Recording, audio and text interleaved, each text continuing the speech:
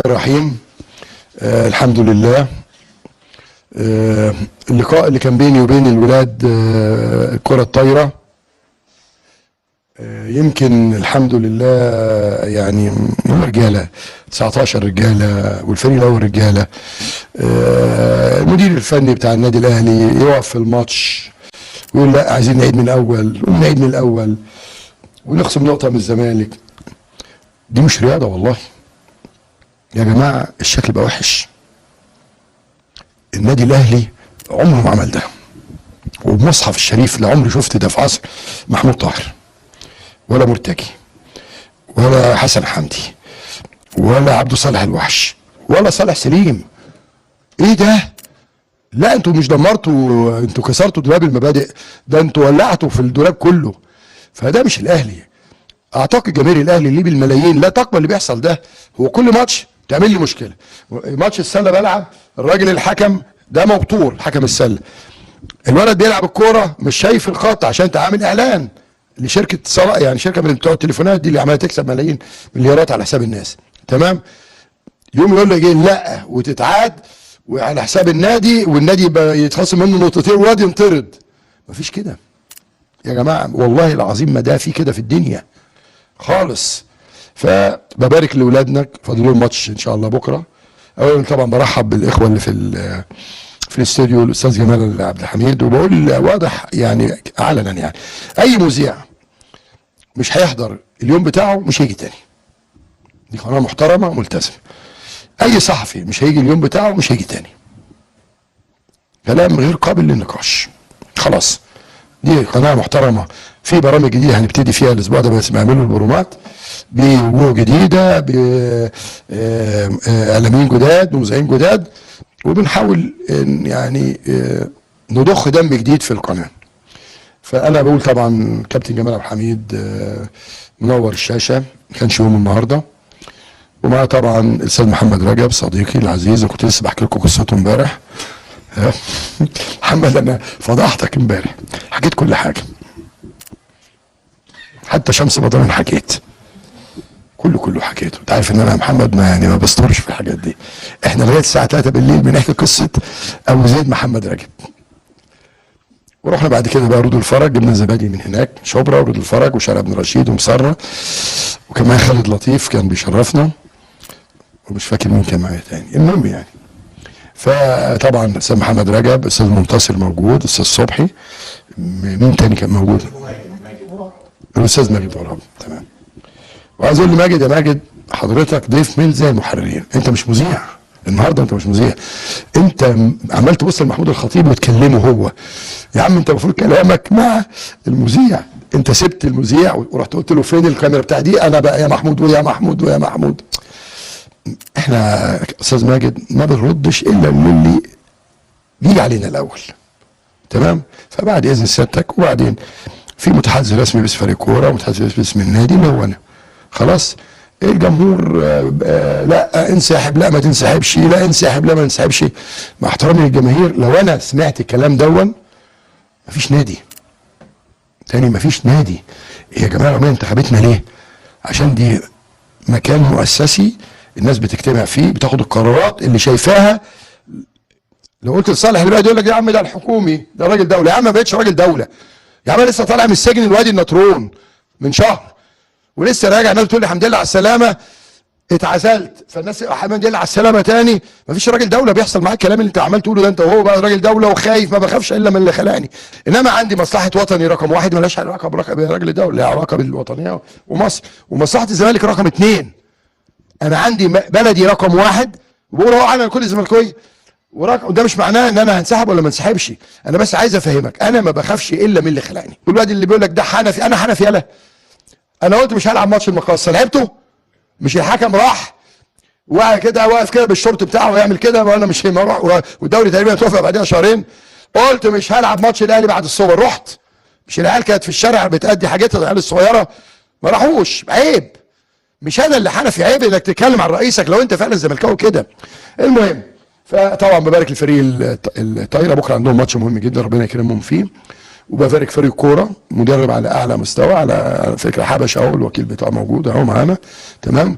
ومعنا طبعا الاستاذ محمود عسال قاعد اهو منه لله، ومعنا اللي هو علاء مقلد اللي شاطبني قبل كده وعلق الورقه كمان، يعني جاله الجرأه انه يعلق ورقه رئيس نادي بالشطب اللي ممدوح باش شطبني. استاذ محمود خالد معانا موجود اهو مدير الشؤون القانونيه، استاذ عمر ايوبي مشرفنا، استاذ علي بركه، استاذ ايمن حافظ، الاستاذ حسن الشعار بتاعه انا مفجر قضيه القرن، استاذ ايهاب طبعا كان بعمل مدير النادي.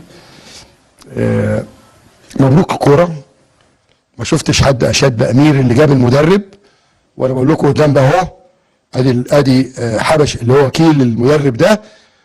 لا اللجنه بصراحه ما كانتش ليها علاقه بالمدرب ده، بس عشان نجيب من الاخر. هو عارف ان اللجنه اختارت الالماني اللي هرب واختارت الاسباني اللي ما رضيش يرد عليهم، وامير هو اللي اختار ده مع حبشي والكابتن احمد حسامي عشان يجيب من الاخر، عشان بس ما حدش يركب على حاجه وبتاع. نعم يعني عشان بس امير بيتشتم دلوقتي بقى لما كسب امبارح ماتش عالمي، ماتش عالمي مش عالمي عشان لا احنا لعيبه يا جماعه طول عمرنا واحنا اطفال. ليه انا حبيت الزمالك والملايين حبوا الزمالك؟ الزمالك طول عمره وزير حربيه بيهاجم، عمره ما كان وزير خارجيه بيدافع. حلاوه الزمالك ان هو هو مش غلب واستهان ده 5-1 بيغلب وبيجي 4-3 مش مشكله، لكن ده الزمالك اللي احنا عارفينه طول عمرنا. انما الزمالك اللي متكتف ولاده والناس اللي شتموا اللعيبه ما هي نفس اللعيبه اللي خدت لك دوري وكاس وسوبر وسوبر افريقيا، خدت كل البطولات ما شاء الله. انما مع احترامي لفريرا لا كان مكتف الموتور وحاطط الموتور مدار الدركسيون، ما كانش كده عمره، والدركسيون مكان الكاوتش. عايز اغير؟ لا اوعى جده فريرا اوعى هتيجي ناحيته. واحد الاخ اللي اسمه اللي في قطر ده اسمه ايه؟ ما اعرفش ليه قد ايه هنا. لا علاء مين؟ ده عامل نفسه زملكاوي، حد يفكرني باسمه اللي هو بيقعد يحلل. هيثم لعب كام سنه في الزمالك؟ كام سنه عمر؟ ايام ايه ده؟ انا ما عاشرتوش يعني. انا من 92 عضو مجلس اداره، لعب سنه يبقى قبل 92 بقى لا بعد امتى؟ ما انا شفت. طب انا كنت لاعب، انا اللي كنت مشرف على فريق الكوره ده بالتاكيد. يقول لك اصل الغلط بتاعه انه مشى فريرا ورجعه. يا ابني انا مشيت فريرا لما لقيت خلاص مفيش فايده، واسامه نبيه تولى المسؤوليه. انت يا ابني تولى ماتش فيوتشر كسب، وكان فيوتشر الثاني خلاص. جه هنا وانتوا قاعدين يا عمر كلنا قال لك لا انا مش قادر بتشتم. انا شتموني انتوا برضو، انتوا اللي عاملين نفسكم زملكاويه. انت جايبك الكاميرا تجيبك البس الفانيل البيضه بخطين حمر، خلي العيال. هو الزمالك لما بيجي ناحيتك دلوقتي اللعيبه لا انت لابس اسود، ولابس اسود بتمهد انك تشتمه تاني. فاسامه قال لا انا مش هقدر. طب هنجيب مين مدرب دلوقتي تاني؟ الراجل كان لسه موجود، فقلنا له شكرا اتفضل ارجع. قال لي انا مستعد اشيل له الشنطه. الموضوع لما زاد عن حده لا خدنا قرار، لا مع شكر مستر فيريرا وتكريمه لغايه دلوقتي موجود في النادي، الحديقه بتاعته موجوده تمام.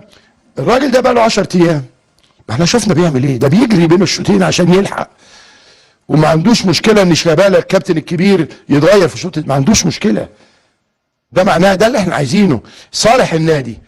لكن في كان مدير فني يغير في الدقيقه 60، ليه؟ هو ده قران؟ ويسيب الولد اللي هو مش قادر لغايه الدقيقه 60.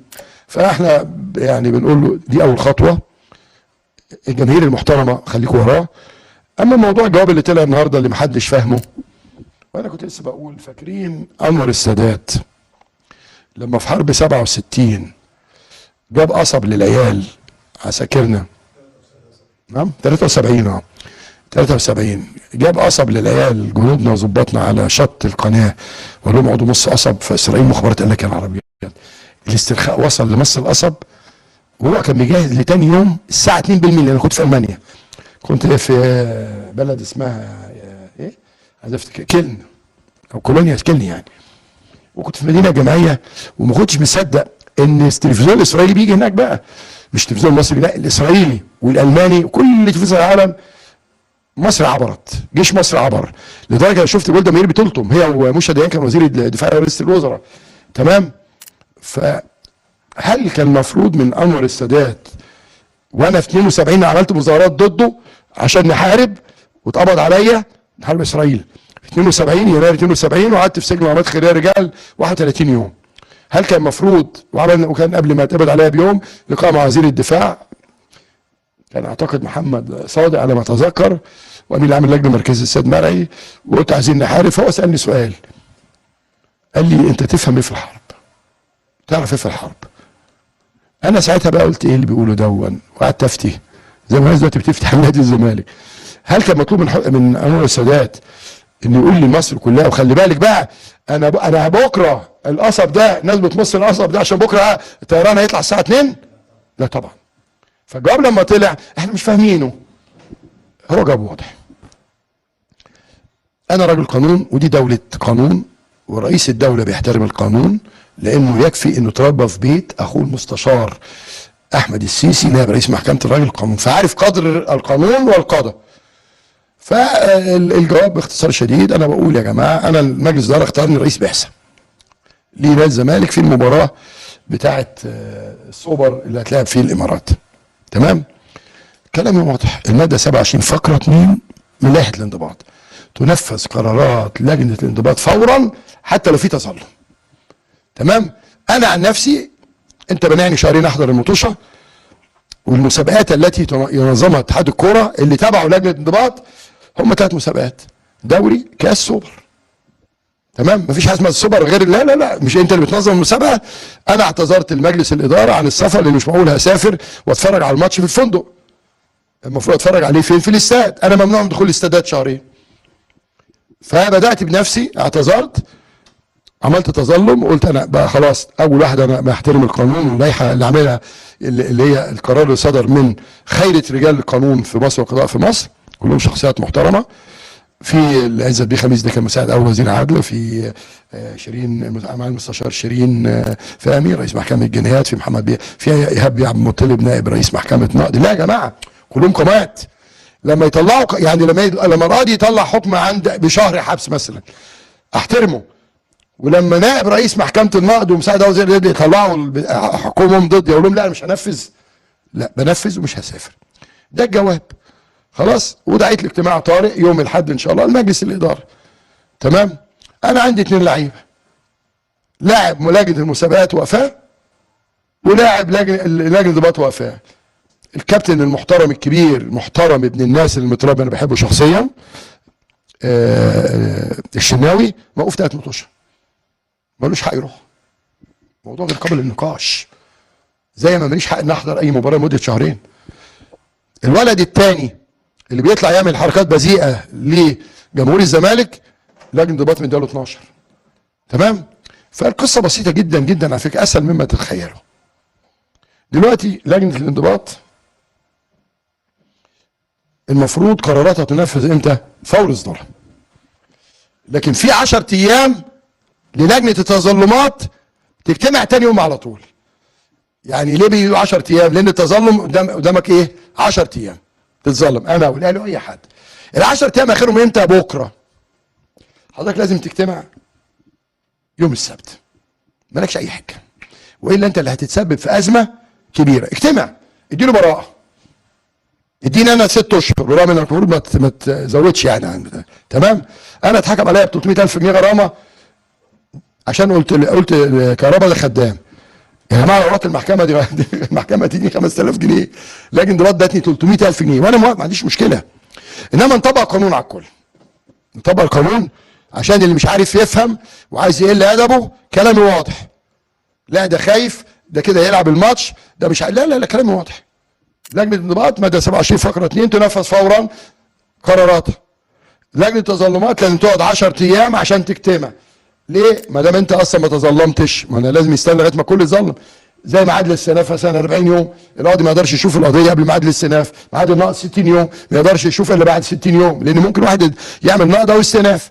خلاص، اخر ميعاد ليا وللنادي الاهلي انا قدمت النهارده، والاهلي قدم خلاص، بكره ال10 ايام يخلصوا امتى؟ بكره. مفيش مشكله، لجنه التظلمات تجتمع السبت. ادي كهرباء براءه ولا ماتش، ما عندناش مشكله. لكن هيبقى عندنا مشكله كبيره لو القانون واللوائح ما اتطبقتش على الكل. كلام واضح اهو. لازم من الاتحاد ولجنه التظلمات تحل المشكله دي، لان هتبقى مشكله كبيره لو الاثنين لعيبه سافروا ولعبوا. يا جمهور الزمالك اطمن. واللي بيقول لك ده لا انا المقاص قلت مش هلعب ولعبت، ما لعبتش، حصل والحكم راح وكان جهاد جريشه انا ما اعرفش كان مين وده انه واقف. فبقول لجمهور الزمالك اهدى اهدوا اهدوا اهدوا من فضلكم اهدوا. تاني بقول مالكوش دعوه بيا انا يا عم، انا معزول محبوس متجمد مسقطين في انتخابات البرلمان، كل ده مالكش دعوه بيا. ليه بقول لك مالكش دعوه بيا؟ هو انت حضرتك جيت لي لما القيد اتوقف حضرتك جيت لي المحكمه؟ لا. هو لما رحت محكمه النقض عشان اخت محمود الخطيب حد جالي؟ لا. هو لما الحساب اتحجز عليه على 100 مليون وعملنا 100 قضيه حد جالنا؟ لا. خليك في حالك بقى. خلاص. فريق الكره اللي كسب النهارده، فريق النادي اللي كسب النهارده كبير الحمد لله، فريق الطايره اسف، و19 خد البطوله. انا بصراحه يهمني 19 قبل الفريق الكبير لان دول مستقبل النادي. قلنا برافو احمد، لا احنا نشتمه بس. لا سعيد بيطابوه. تمام. امير لما فريق كسب اول وعمل ماتش 100 خدنا 10 بونت كده في 4 ماتشات، مش 10 بونت. تمام. حد قال ده امير؟ لا لا لا لا، امير عشان نشتمه بس.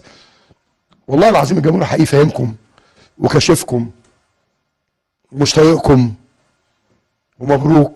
وبكره ان شاء الله ربنا يوفقنا بكره ان شاء الله في الماتش اللي جاي بكره، ومالكوش دعوه بماتش السوبر. كل واحد في دماغه فكره يخليها لنفسه، لان انا حتى اديت مثلا 2 حازم. واحد قال لي اوعى تلعب ماتش السوبر كرامه الزمالك، والتاني قال لي لا العب ماتش السوبر عشان انت كده مضيع النادي. فانا حتى بعت للناس قلت لهم طب اصدق يعني اخد بمين فيهم؟ واثنين من ده حازم وده حازم. تمام. اما رموز النادي فينك يا حازم يا امام؟ فينك يا فاروق يا جعفر؟ فينك يا ايمن يا نونس؟ فينك يا حسن يا شحاته؟ قولوا لي فين اللي اسمه رضا عبد العال الناس الشتيمه فين 24 ساعه؟ فين الناس دي؟ اقسم بالله العظيم رئيس النادي الاهلي حسن حمدي اتحبس 15 يوم، بعد 24 ساعه النائب العام القديم اخلى سبيله عشان في جمهور حقيقي وقف. طاهر ابو زيد جاب عادل هيكل ومخالفات ماليه بعد ساعه. طاهر ابو زيد هو اللي مشي الببلاوي قال له روح، وعادل هيكل شتم ورجع المجلس. فيا جماعه ما دام انت ليك حقوق كده وريني واجباتك. تاني وريني واجباتك، مش كلام في الفاضي والهوا.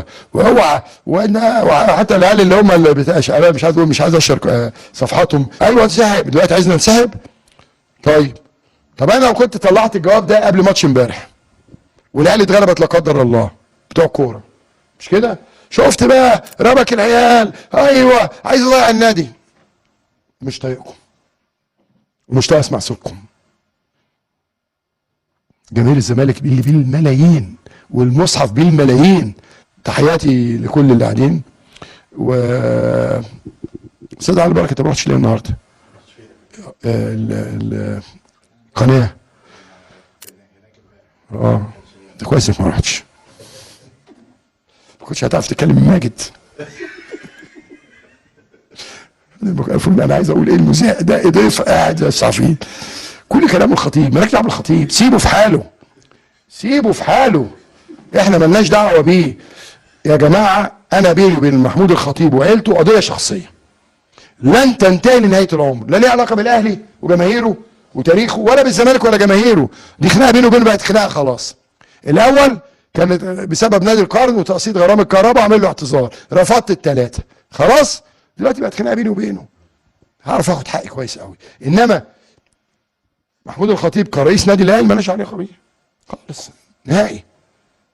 لكن لما حد يعتدي من عنده علينا هنرد، وياما ردينا وياما رجاله بشنبات عيطت ياما. تمام. عشان انا لما برد ردي بيبقى صعب. خلصت كلامي. وادعوا بكره ان شاء الله ربنا يوفق اولادنا، وادعوا ان احنا ناخد القرار السليم في مجلس اداره يوم الاحد ان شاء الله. وبموضوع العزل الاشكال وقف التنفيذ، وانا لا شايف في امن بره محاصر النادي ولا حد خد مني ميكروفون. انا ماسك ميكروفون النهارده لمده ساعه وانتم صورتوا، مش كده؟ كفايه بقى، كفايه. انتوا عمركم ما كنتوا زملكاويه، انتوا زهقتوني. بس انا مش همشي الا بجمعيه عموميه ولا معايا حكم اهو من الاداريه اهو. قال لك لائحه ايه اللي تطبق؟ قال لك في قانون وفي جمعيه عموميه. مش معقول الجمعيه العموميه عايزه واحد لائحه تمشيه مش معقول جمعيه عموميه عايزه واحد لائحه مخالفه للقانون تمشيه. حكم اهو.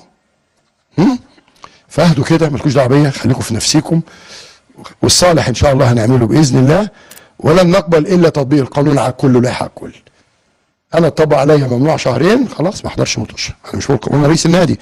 يعني انت رئيس نادي واخد احسن رئيس نادي في مصر 5 سنين، ورئيس لجنه الانديه كلها 5 سنين ورا بعض، يتمنع من حضور ماتش بالقانون واللائحه، مش محدش بيفرض عليا، مش هروح بلطجه، يتمنع من حضور هو من تلقاء نفسه عشان بيحترم اللائحه والقوانين واللي طلعوها.